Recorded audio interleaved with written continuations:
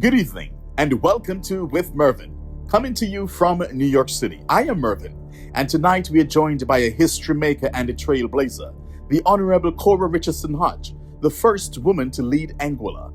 And tonight we sit down for a real and honest conversation about leadership, responsibility, and the future of her island. Yeah, from Nevis to New York City, from Miami to Atlanta, Texas to Toronto, Korean Boys Global Choice.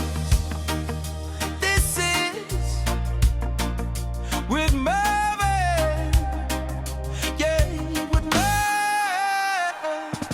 Mervyn, tuning worldwide, with Mervyn, let the truth ride. All right, Premier, welcome, Honorable Cora Richardson-Hodge. It is a great honor and privilege to have you here. Conversations, with Mervyn, the podcast out of New York City. So welcome to cold New York City. How are you doing? Thank you very much, Mervyn. It's such a pleasure to be here with you. And it is a pleasure. And I want to thank you because you could have been anywhere, but you chose to be here. Not on government's dime, let me say that. That's because I know how your opposition is in Anguilla. And some people, they smell blood. Yeah. But like, oh my goodness, she went off to New York on government's dime. Yes, so just wanted to make that clear. It is not on government's dime. But let us have a conversation. As I mentioned to my audience earlier, that I just want to have a real conversation, not uptight, just relaxed, just a human to human. Folks, they want to feel and hear from their leaders, not just what politicians think that they want people to hear and understand, but just speaking from the heart. And that's what I want this to be, a safe place where you can just open up and have a conversation. Of course, it's not going to be easy balls, but at the same time, just keep it real with the people. And Honorable Premier, before we get into the policy and all of that, I want to start with you as a person. You've made history as the first woman to be elected Premier of Anguilla. What has that journey been like for you? And how has that been? How have you balanced the responsibilities of a wife, a mother, and now the premier, the leader of your island? Yes. Well, it's been challenging, rewarding, humbling, but very exciting. Mm-hmm. We took office in February of 2025, so it's been 1 year. We just celebrated our 1 year anniversary. And during that period of time, we took the opportunity to assess what we met and determine where we wanted to go. So the first year was really about stabilizing, and the second year is really about progression and acceleration into the future. In terms of balancing, I suppose that's something that I've always done. Prior to entering politics, I had my own law firm. I have my own law firm. Yes. And so going into politics, I had my law firm and politics and my family and the children. And so I think over the years I've been able to manage to balance, but I have to give credit where credit is due as well, because my husband Richardson-Hodge has done quite a bit in terms of raising the children, helping out. We have two daughters; they're now teenagers, and they're off at university. Do you still cook? Do you? I do still cook. Really? Okay, when you find time. Because food at home is healthier. So that is true. You know what you're putting in it. So I do cook at home, yes. But I give thanks to him, because he's been really a stabilizing force as well in ensuring that I continue to move forward. And so taking up the role as premier, I think as sitting as a former minister of government for 5 years between 2015 and 2020, coming back into the role was not such a heavy burden or something that I was not able to overcome. And so I think moving forward, it's going to be a very exciting time for Anguilla, for the people of Anguilla, and for the team that I lead.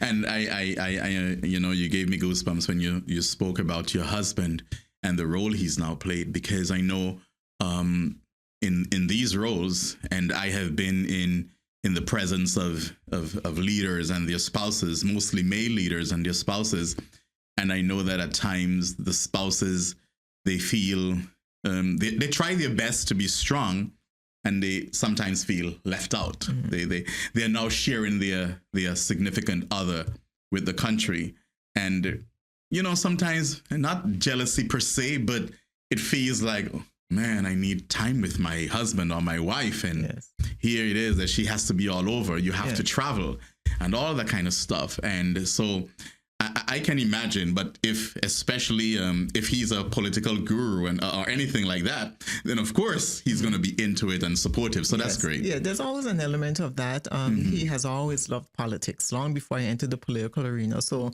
that was one benefit. But the role that I play is similar to, let's say, ministers of religion. I mean, the time that they take, because they do a lot of advising and counseling, they spend many hours away from their families, etc. And it's that home support that is actually very important. And so in the political arena, it's very similar.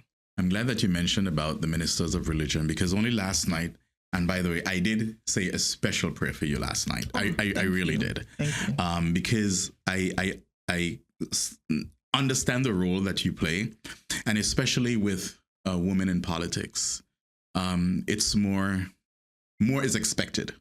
More is expected. That's correct. And you are held at a different standard. And so someone is watching right now and they're talking about your hair. They mean, all these, they find stuff to criticize and stuff. So I know it's probably very, you need strength. Mm-hmm. And so with that strength, you spoke about religion. So I'm assuming, well, you go to church, so you believe in God. Yes. And is there a scripture, or how do you, God and this journey that you're on, do you take time out even in a private 5 minutes at your office or wherever just to seek God and to pray and to ask him for the wisdom and the understanding? Because, Honorable Premier, you are a wife. You're the representative of your constituency. I believe that's Sandy Hill. Yes. So you have your constituents to deal with. You have your cabinet members, the exco that you call them. You have your colleagues, the ministers to deal with. Everybody different personalities, different ideas, different challenges. And then you're the leader of the Angola United Front. So there you have an executive and supporters. They may not like everything that you do. There are supporters out there who say, no, you can't hire this person, or you can't do this to that person. We're not going to support that. And you have to make these decisions. And then you have the entire island to deal with. You have over 10,000 people that rest solely on you, rest on your shoulder as the leader. So that moment, and it is a lot. It is a lot. And I don't think people understand how much of a lot it is, right? And so tell us, what do you do in the times when you have tough challenges, tough decisions to make, or you feel like you're not strong enough? Do you go through those moments, and how do you find God in those moments? There are occasions I would sit still, reflect, pray, take some time to consider the options, the approaches. But one of the things that I believe in, Mervyn, is a collaborative approach. So when I take a decision, it's usually after consultation with my peers, with the other elected members, mm-hmm. With other groups of persons, persons in my community, in my cell group, etc., just to get their thoughts and their ideas and their views. And at the end of the day, if I have to make a decision, I will ultimately make a decision, but it's after hearing from all of those persons and those the various interests. And so it's important because it lessens the pressure that's placed on you. Yes. It's one thing if you decide one day you're going to wake up and just, take an action, take a decision without consulting. It's another thing if you've taken the time and you've really considered all of the views and you make a direction moving forward. And that's the approach that I've taken from the very first day. And so far, that direction has worked well for me. There's a lot of persons that would say that I measure twice and cut once. And I believe- and I To the believe in frustration that. of some, I'm sure. Yes, but yes, but at the same time, you don't want to. We've seen when we rush ahead and do things without proper thought going into a decision that's being made, and then afterwards you still have to come back and you have to clean up and you have to figure this out, etc. But when you do it once and you do it properly, I think that's the most important thing. So it might not be at the speed or at the rate that people may want, but I think at the end of the day, it's the outcome that's most important. In your first year, what has surprised you the most? And what has been the toughest decision that you have made thus far in your first year, you think? I think and thank you for that question. The toughest decision, and I think was our campaign promise that we campaigned on in going into the general elections. Even before the elections, we talked about adjusting the goods and services tax. Yes. And that was a tax that was implemented in 2022.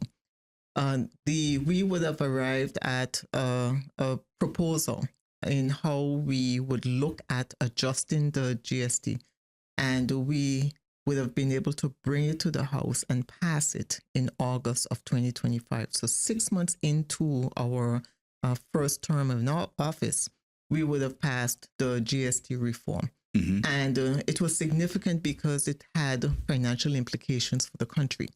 And it was a difficult and a challenging role because we had to convince the public that this was going to work. Yes. We had to convince the public that reducing the government's revenue would translate into a stronger economic environment. And I'm happy to say that as we sit here now, we are seeing the results of that, the positive results, so such that they are generally balanced out. There may be perhaps some millions of dollars short, but not significant enough to warrant alarm, etc. In fact, the figures that are coming out show that we're better off than what we had anticipated when we rolled out the GST. So the GST reform. And so in terms of the point I'm making is that what we set out to do, we accomplished. And we anticipated what the result would be, but today we are sitting in a better position in terms of the ultimate result greater than what we had anticipated before. So that I think would be the most challenging part of 2025 for me. And speaking of campaign promises, I did not see this a part of the campaign. I did not hear it, but it was announced I believe, back in December about an Anguilla house. The Anguilla house, I made a post a couple of weeks ago on social media regarding the Anguilla house in London, that the government is trying to acquire property for several intended purposes, and I'm going to let you get into that. But there are those out there who are saying, okay, their priorities on the island, whether it's medical, there are people without probably medical insurance. They need medical insurance. The cost of living, how do we reduce the cost of living? Electricity is going sky high. You have people now with this war in Iran, people are looking for some sort of economic relief. You have so many other important things to do on Anguilla itself for the people. The people are asking for relief because you promised that in your campaign. However, here it is that, and the opposition, they have made a big song and dance about it. I agree and I understand what the Anguilla house is all about.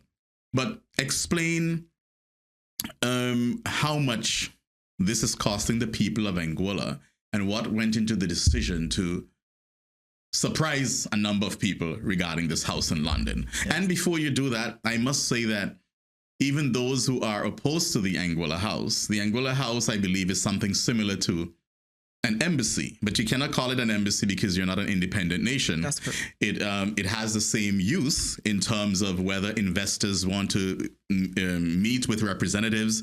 You can do that with marketing as far as tourism and all of that. But for some, it is not resonating. So explain to us the reason behind this London house that you're trying to acquire? Yes. So thank you for that question. So the idea behind an Anguilla office building is really to be able to facilitate Anguilla's interests in the UK, particularly in London, that is a financial hub. And I want to go back to the 2025 budget because I think that's where it all would have started. In 2025, the former administration would have passed a budget, and that budget would have included expenditure for certain things such as the airport expansion, the runway expansion, for the $10 million for the development of 2 government buildings. And it included any number of other projects that actually did not come to fruition in 2025.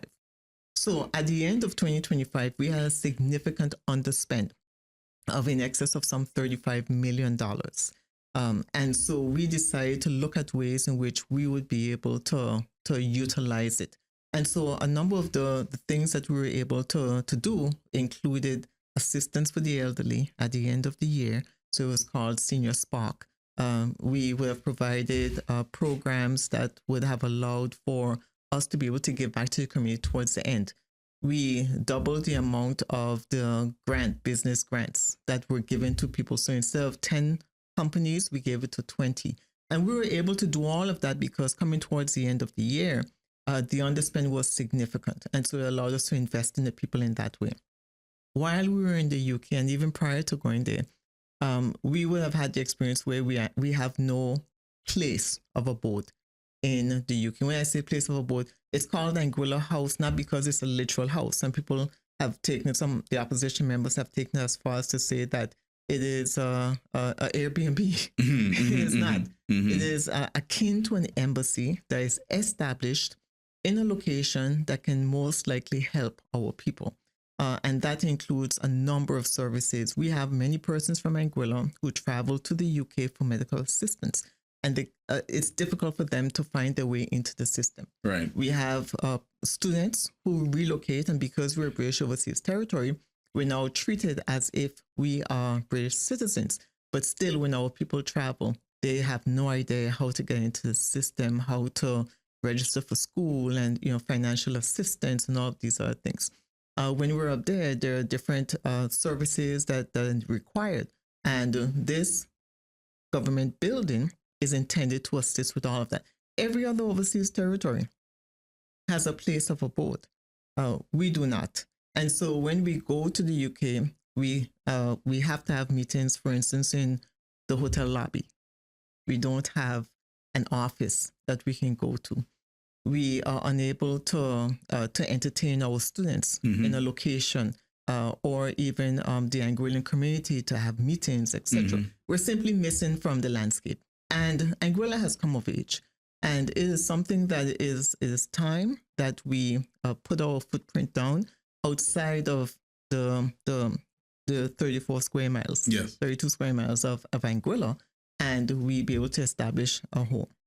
So the 2025 budget with the underspend is where the funds were identified to be able to utilize. And so from the 2025 budget, which had been unused, we decided to allocate about the most US $6 million towards the purchase of a building in the UK. Stick a pin for just a quick second, because $6 million US, okay, but you have rentals, I'm sure, buildings that are on rent on Anguilla. Am I correct? Or? That's correct. Okay. So there are those who would argue those funds could have probably purchased or acquire property for, instead of renting these buildings all over the place, probably costing the government hundreds of $1,000s a month. I don't know, but I'm just guessing a figure. Wouldn't it have been better to have those funds allocated to having your own government buildings instead of renting, whether to supporters or anyone else? And then the Anguilla house can come after? Or do you found it, your cabinet found it really necessary to have this at this time? Yeah, I always say you can walk and chew gum. Okay. Because the money has been allocated in the 2026 budget to build 2 government buildings. Okay, and great. So the idea behind building the government buildings is to move away from the rentals. So whether or not we purchase a building in the UK, is neither here nor there for the purposes of the of building the two government buildings. The work has already started in that. We are in the process of identifying a designer, a consultant to come in to work with the government of Angola to create the type of design plans that we need. And so that's already in train. In terms of health, we are there's a lot of work that's going on in terms of development of our health infrastructure. A lot of new equipment is being purchased, etc. And we contemplate within the next year or two, once we finish with the government buildings, etc., to move towards the design of a new hospital. In terms of the water infrastructure, we have already commenced, and water has been a priority of this administration. We allocated significant funds to the development of the water infrastructure. So already on Ireland, we have the major pipes, and we intend to replace all of the pipes island-wide. So that's a major infrastructural work that's going to be taking place. We're also looking at the roads and the road network. This is in the 2026 budget, or that's correct. 2026. Oh, wow. Yeah. You have a lot going on in Angola. We have a lot going on in Angola. In terms of the roads, we've already purchased the chip and seal trucks to be able to deal with all of the side roads. And while we're working on the water connections, laying the new water lines, we'll also run a lot of the other fixtures underground so that we can fix the roads one time. So there's a significant amount of work in education. We are building the TVET building, and we also invest in a sports hub, which would be on campus, Campus Q, so that our children will finally have a playing facility, a sporting facility that they can utilize. So there's nothing in our 2026 budget that has been set aside for the sake of the acquisition of a building in the UK. I'm going to get to the .ai domain shortly, but all that you've mentioned, and I just want the public to understand, is that a part of the .ai revenue, or that's just your 2026 budget? It's the local 2026 budget, but the revenue goes into the consolidated fund for now. We are actually in the process of creating. I have some questions on that, but I want to get back to the Anguilla house. So you said there's $6 million US allocated. So it can cost less or it can cost more. That's correct. Okay. And where are you now in that process? So we made an offer. The offer is not, in other countries, for instance, in Angola, when you make an offer, it sort of binds you because now once it's agreed, then you enter into a contract. In this case, in the UK context, once you make an offer, it allows you to conduct due diligence on the property. So we've made an offer on one particular property, and that's within the $6 million US range. Okay, definitely. Okay, and we are conducting the due diligence. If it turns out that the information is not to our liking, then there's no need for us to go any further. So that's where we are. We have not identified a particular building that we're going to purchase, set a certain figure as yet, and the due diligence is critical for us. And if it's not that building, then we'll continue to be on the hunt for another one. Okay. Now, the Angola's .ai domain, and we're going to get into that now because that's a hot topic. And it has become one of the most valuable digital assets in the world because of the global intelligence boom. And here comes Angola. Now, let me go here because I reported some figures a few weeks ago. The revenue domain that has increased significantly in recent months. For example, the latest figures reveal a dramatic upward trend. In December 2025, from a press conference that you had, $19.8 million. And December was Christmas time, so the figure, that's what your minister, Van der Poel, explained. So some days were missing off where people couldn't probably purchase or whatever the case may be. January 2026, $25.5 million.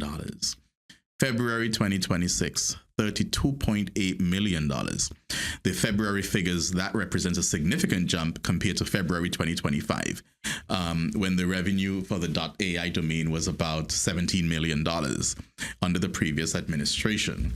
Now, I did say in my post that under the leadership of Cora Richardson-Hodge, here it is that we have this big AI boom and what has happened. And I was taken to task by some opposition forces on your island. because they say, oh, it's not under Cora. Well, she did not do this and she did not do that, but you're the leader. You are the leader at this time. It's happening under your watch. So I did not say anything wrong. It doesn't matter who was a contractor. It doesn't matter if you agreed before the election that person should not have gotten whatever. The point is, it's happening under your watch. And that is the point I was trying to make. Yeah. So how transformative could this be for the Angola's economy? Yeah. Go ahead. Yes, I just want to clarify, or just to put on record that the figures are EC figures. Okay. Right? Okay. And so that would translate prior to December or January 2026, sorry, we were making between 7 and 9 million US dollars per month. Mm-hmm. So the February 2026 figure is beyond that. And so and that's maybe about 9.2, 9.3 million US dollars. And so it is transformative because we are now able to undertake a number of the infrastructural developments that we have wanted to for a long time. Health is critical, water is critical, the infrastructural development, the extension of the airport runway is critical. And so this allows us the buffer to do all of these things with sufficient funds in hand so that we can continue to develop the country. So in terms of how we're utilizing, now remember, I want people to understand that this is not the only revenue that the government of Angola receives. Right. We have also your local taxes. Yes. We have taxes that come from our goods tax. We have a general services tax. We have customs duties and import duties. So we have lots of money. So isn't it, you have so much? Angola has. so Honorable Premier, can't you just put that in a sovereign wealth fund or a fund that can take care of people's need, whether it's housing, healthcare, education, or just reducing the cost of living, and just pretend that money is not there and just focus on what you make locally, because you have everything pooled together. So, I mean, you have to save for a rainy day as well. That's correct. Yeah. And this .ai, yes, it's going to be around for a while, and you're in time. You're the leader in time for it, probably for the next 10 years or so. So isn't it better, just to make sure that you're saving for a rainy day? Because there are some concerns about that. Yes, that's correct. Well, I'm happy to say that a few months ago, we have engaged at least 3 companies in setting up a sovereign wealth fund. Oh, okay, great. We have engaged the IMF. We've engaged the ECCB, the Eastern Caribbean Central Bank, and we're looking at ways in which we can establish the structure, and we're expecting to do so certainly by the third quarter of this year. And so, yes, it is important that we set aside for a rainy day. The Sovereign Wealth Fund is a structure that is intended to ensure that we continue to benefit from the monies that we're seeing right now, and we do not take it for granted. So, in addition to receiving that AI revenue, we're also doing things to expand our economy, to encourage foreign direct investment into our country. Angola is open for business. We're investor friendly, and we see that there's been an uptick in interest in investing in Angola. And we welcome all those who journey to our shores and who are interested in investing. And so, yes, we're not taking it for granted. We are setting up a structure so we can set aside for a rainy day. Our budget is the budget for doing a number of the things that are critical and have been long outstanding for our country, and in the long run will continue to develop our country. So, for instance, while we're extending the runway, we need to improve our hospital facilities. Yes. You have more people coming to your shores, and so you need to make sure that they can be taken care of. And so one leads to the other. You cannot do, and as you're investing, as you're creating revenue, we can't leave our young people behind. We have to ensure that we educate our young people, that they are the cutting edge of technology, that they have the sort of education and background and skills needed to take up meaningful positions, not just in Angola, but throughout the world. And so it's important for us that we continue to invest in our people. And so the mantra for this administration is people, purpose, prosperity. Yeah, because I wouldn't want you to get, I know some leaders, when they see a lot of money, especially independent nations, Caribbean independent nations who deal with the CBI, they just spend and they waste it. They all get, well, not all, let me not say that. Some of them, they get pretty glad frightened, for lack of a better term, and they just spend off the people's money, and now some of them are struggling. And I wouldn't want to see that happen for Certainly. Angola. Yeah. Now, one of the things that you may not remember, or you may or may not remember, is I would have been a minister of government at the time of the banking resolution.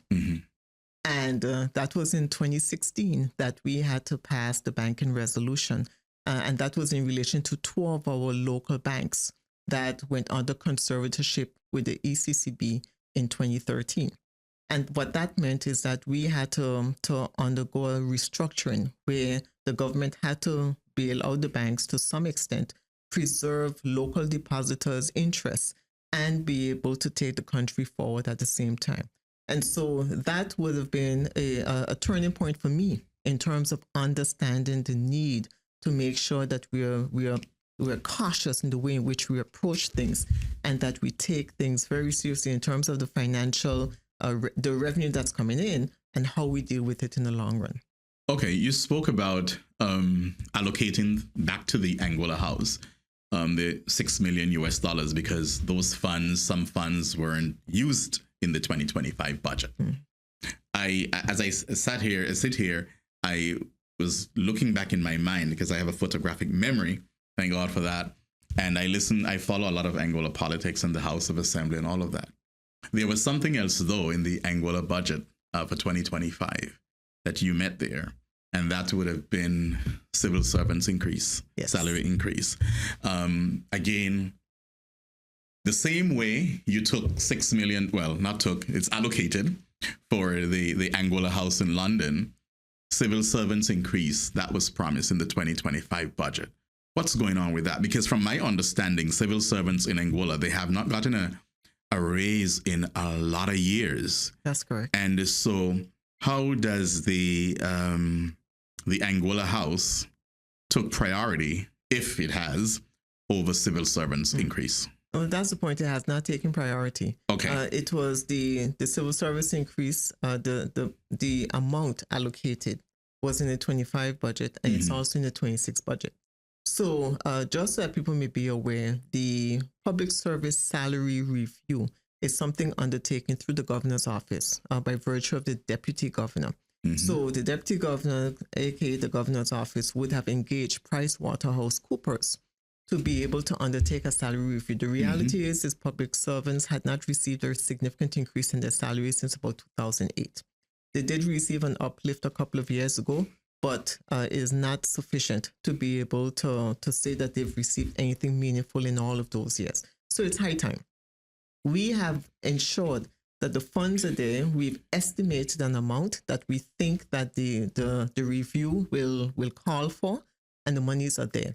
We're waiting for the report from PricewaterhouseCoopers. So on government's perspective, the funds are allocated, it's sitting, it's waiting for the report that will come through the governor's office or the deputy governor's office to be able to be implemented at that point in time. So the funds are there. Angolians know that, the civil servants know that? Well, the civil servants ought to know, because the deputy governor would have advised, provided updates over time. And I think over the next couple of months or so, we should be expecting to receive the final report from PricewaterhouseCoopers. Okay. And if you're just joining us, I'm sure you will always go back. We're speaking with the Premier of Angola, the Honorable Cora Richardson-Hodge, the first female premier on the island, historic, and we're just having a conversation. And I'm going to speak to you now, ask you a question about crime. It's becoming a concern around the Caribbean, not just in Angola, but there has been, some would argue or say, an upsurge in crime on the island. And with everything that's going on, Angola's tourism product and all of that, you know, what concrete steps your government has taken to prevent crime rather than simply responding with press statements and all of that? Yes, thank you for that question. The reality is that the region is experiencing an upsurge in crime. There is a discussion between the member states in the OECS, between the overseas territories, in terms of what we're seeing, the consistent patterns we're seeing, and organized crime through the region. We, through our social development department, we are looking at ways in which we can assist our young people. We know that an approach has been successful in countries like St. Kitts, where they treat crime as if it is a national health issue. Yes. And so as a result of that, they have ensured that they take they treat the crime, they treat the individual, they treat the parents, everything comes together. Correct. So that they can work together to be able to ensure that it is implemented. And we've seen that it's been very successful. In fact, we have traveled with the governor of Anguilla to St. Kitts, and we were able to have a look at the structure that they have. It is different, of course, because St. Kitts is an independent country and Anguilla is an overseas territory. Our crime, the security and safety aspect falls under the purview of the governor. But I've always maintained that while the Royal Anguilla Police Force has its role to play, and while the governor has her role to play, we, the people of Anguilla, also have our role, meaning that it is our children, it is our country, and so we have to do what we can to be able to work through the issues that we have. What does that mean? It means investing in social programs. It means taking care of our young people, identifying the issues as they start to arise or even before they arise, and try to re-divert them. We have started on a number of programs to be able to assess that. It's under the Minister of Social Development purview, but it's something certainly that I have a keen interest in ensuring that we set up our structures and we continue to move forward with them. But there is a general commitment and I would say a sustained commitment for us to be able to address our young people and deal with it. And a lot of the issues are lack of opportunities. And when you talk to the teenagers, the ones that have just finished school, they want to go off to school, but they don't have the funding. Some need to be redirected into other areas. And so it's really an investment in social development that we have not had for a long time that we now need to start focusing on. Sounds like you have a plan. There are those who would say you're not tough enough. I'm not sure not being tough enough on crime is because you may not jump and shout on social media, but you would hear that critique, that criticism that you... Well, there are certain things that I think we can do. We've looked at the legislation. There's been some changes to legislation in the past.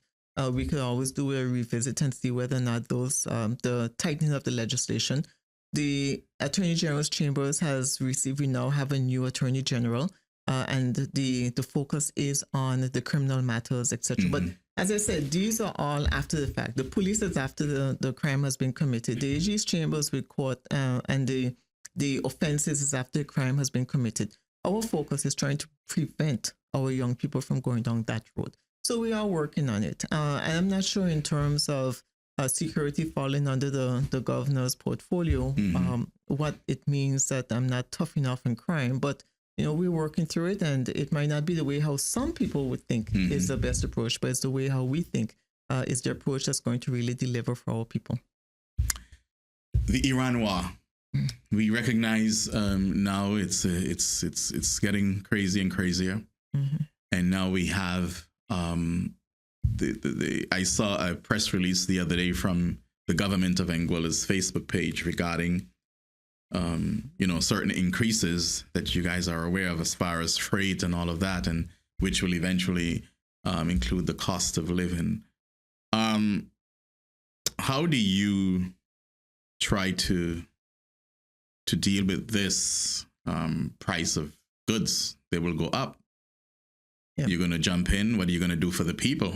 Is this where the .ai comes in, or your own local tax revenue? How do you plan to deal with this? Because it's going to be crazy over the next coming months. Yeah, from the very first day, we've been looking at it. We understood the impact. In fact, one of our fuel suppliers some months ago have informed us when I inquired that their fuel comes from the Middle East. And so we were aware of the issues, and from the first day that the war began, we understood the implications. And so we've been looking at ways in which we can deal with it. We've reached out with our Customs Department, our Ministry of Finance. This falls under the portfolio of the Minister of Economic Development, and he's taken the lead. We currently have a cap on fuel prices. There is a sort of an adjustment that takes place from time to time, so that that falls under his ministry as well. And so he's taken a keen look at it. We've been in discussions since I've been abroad, and I know that he and his team are looking at ways in which we can sort of balance it. I don't want to put out right now the different options that we're looking at, but I can tell you that we have been paying attention and we are prepared to take steps. The government of Angola has no interest in receiving a boost in terms of revenue from the price of fuel. We want to ensure that there is stability in the country. And so the measures that we are taking will be to ensure that that stability remains in one form or the other. So once we have come up with a proposal, then we will inform the public as to how we'll deal with it. But it also underscores the government of Angola's intention to move towards renewable energy as well, because our largest fuel depot would be the Angola Electricity Company. So our Angola Electricity Company utilizes most of the fuel that comes to Angola, of course. And so if we transition our ANGLEC over to renewable energy in large measure, then those costs will transition over, those cost savings will transition over to the people of Angola as well. And so it's now become even more urgent. We already have plans in place. I'm happy to announce that we've already received funding approval from the Caribbean Development Bank to be able to launch our renewable energy plan. And so right now, the Angola Electricity Company is looking at the ways in which we can continue to close out the preconditions that the loan comes with so that we can move forward. Let me ask you the independence question. But with the .ai, I have to go back to that. The expected growth significantly over the next decade or so.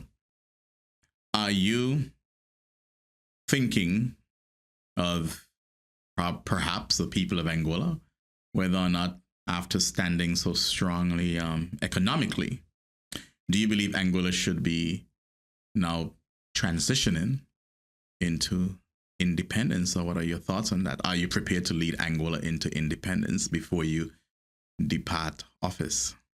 Yeah, well, given that I'll be here for 10 years. Oh, I can't see why not, but let's. But I believe that independence is a desire for any country. There are certainly pros and cons when it comes to being independent and also being a British overseas territory. We would want to ensure that not only is our constitution stable. When I say that, I mean in terms of being able to ensure that we are able to provide the type of oversight ourselves in an independent country form, but also that we take care of our people. And this is priority for me. Yes. I want to ensure that our people are in a stage where they are ready to be able to look forward to independence. And that includes education, preparing our people. We don't want a country where we have to bring in persons on work permit because our own people cannot do the job in these key positions. And so we have a little ways to go. And that's why I'm happy to announce that in the 2026 budget, we have a significant uplift in scholarship opportunities. In the past, the scholarship opportunities were limited to the public sector. We've now opened that so that our young people, our high school graduates, etc., can receive the scholarship opportunities to be able to go off to school. We're also looking at offering even shorter term scholarships so that persons that may be interested in going to trade schools, etc., may be able to benefit from that as well. And that's something that we're looking at. And so to me, and to my team as well, education is the ladder to success. And so we want to empower our people. We want to ensure that, and right now we have a thriving tourism sector. We want to ensure that our people in the tourism sector are able to advance as well. And so once we focus on progress, we focus on our people, independence will come. but we need to ensure we can set the stage for that to happen. I know a lot of people say, "Oh, just go," but as I say, many. But you have 2 terms, I'm sure. No, that's correct. That's correct. And we have to. And one of the things that we're looking at as well is we have already set aside the funding to establish a committee for the National Development Plan. National Development Plan is critical for Angola because it sets the tone as to where we want to go. Do we want to go into technology? Do we want to go into, and right now we have a new marina that's being established in Angola. Do we want to train our people so that they can take up key jobs at this marina? And so there's so much work that's to be done. Renewable energy. Do we want to train our people so that they can install solar panels? Mm-hmm. And so a lot of this work is important for us. And we need to be able to put our people in a position that they can take full advantage. So it's one thing to establish a marina or establish a structure in Angola that's going to create revenue. It's another thing to ensure that your people benefit from that development that's coming to the island. And that's what our focus is on. And if not independence, what should Angola's long-term relationship with Britain look like? What would you want that to look like? So currently we have our constitutional review taking place. There is a constitutional committee that's set up. They have the terms of reference and they're looking at our existing constitution.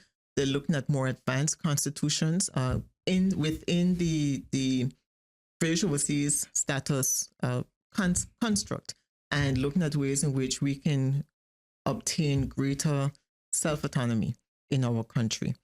So that is the first step. Angola has the oldest of all of the overseas constitutions. And so while some countries are moving, some overseas territories are moving towards advancing, we now are coming out to the starting blocks. The last significant adjustment to our constitution was in 2019 under my leadership as Minister of Constitutional Affairs at that time. And that will have allowed for island-wide voting for the first time. It have allowed for the recognition of children, grandchildren, and great-grandchildren as belongers.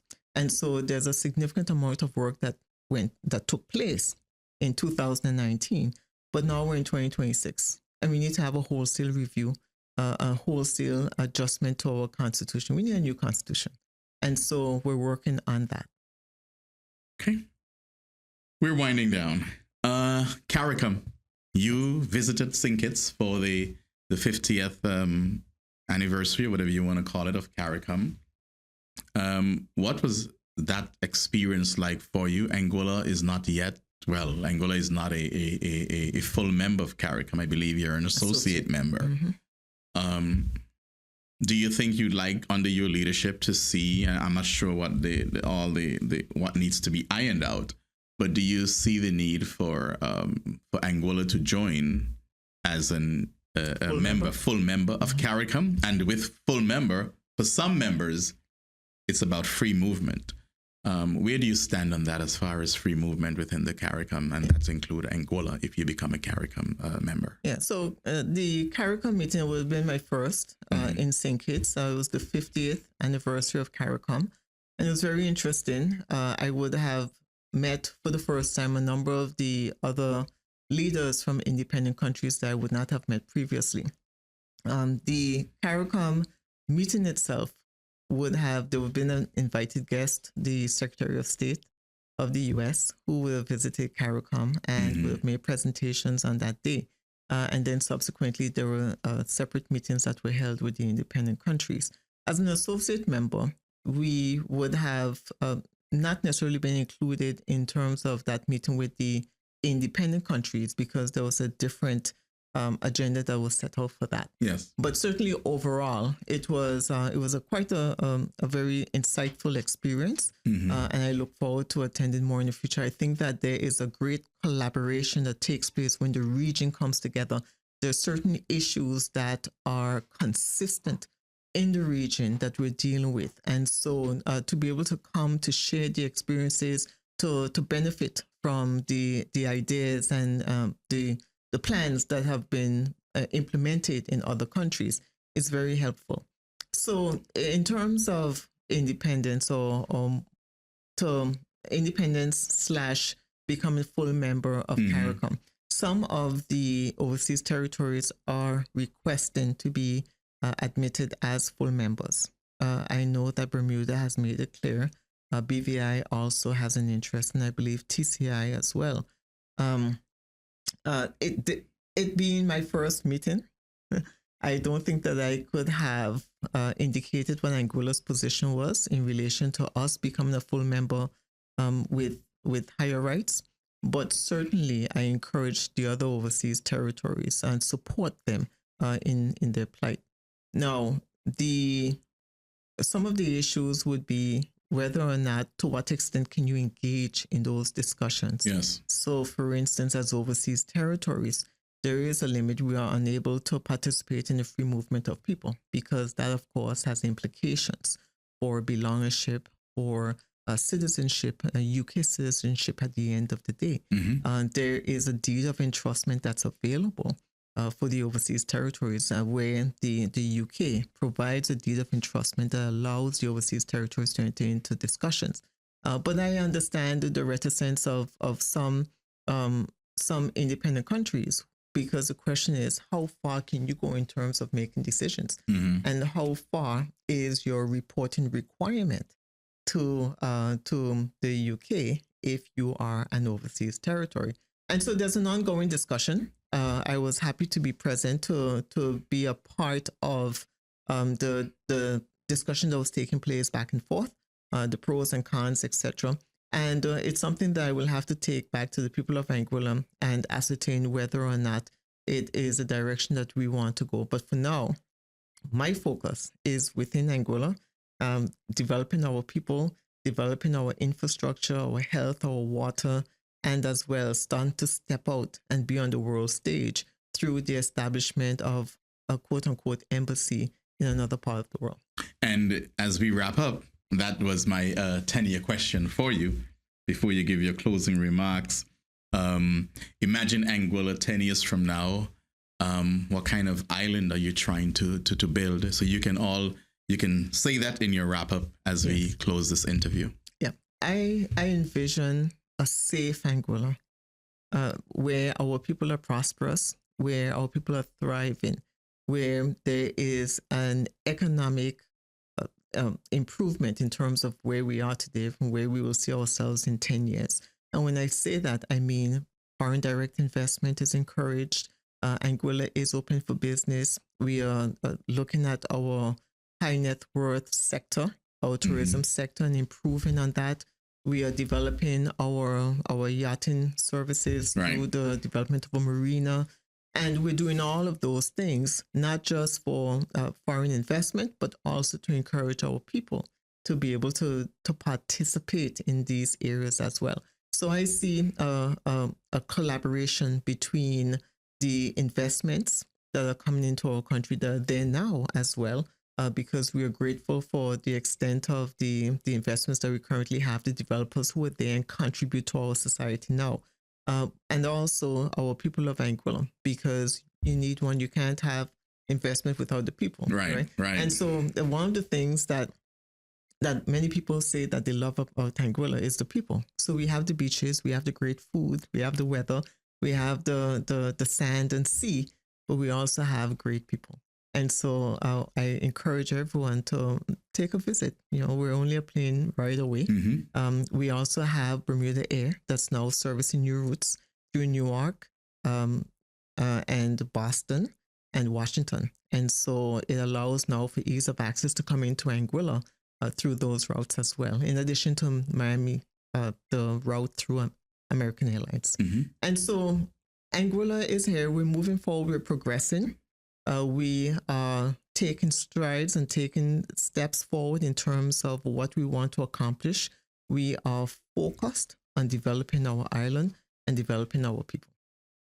Honorable Cora Richardson-Hodge, I thank you so much for being here in the world's capital to have this conversation with me. And I wish you all the best. Your team, you have a great team.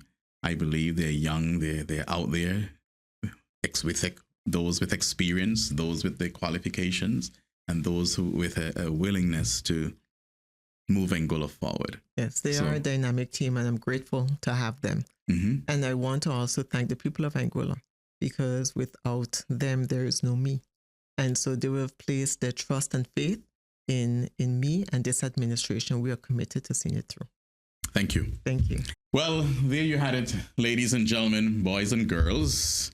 My first conversation with Angola's leader, Angola's premier, the Honorable Cora Richardson-Hodge. Do join me again next time for a similar presentation. We have a great guest coming up next on With Mervyn. Remember to subscribe to our YouTube's channel, With Mervyn, or follow our Facebook page. You take care. We're out of here.